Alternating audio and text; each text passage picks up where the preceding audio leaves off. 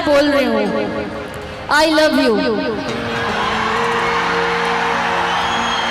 I love you so much. नमस्कार, प्रणाम, स्वागत है हमारे इस न्यू वीडियो में। तो अभी तक आप लोग ने हमारे इस चैनल को सब्सक्राइब नहीं किए हैं तो पहले आप लोग इस चैनल को सब्सक्राइब कर लीजिए। आप सभी को बता दें कि कल के बाका स्टेज शो में डिम्पल सिंह ने खेसारी लाल यादव को प्रपोज कर दिए खुले मंच स्टेज पे।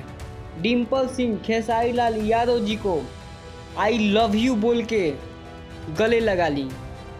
हाँ जी दोस्तों, ये सबसे बड़ी खबर है।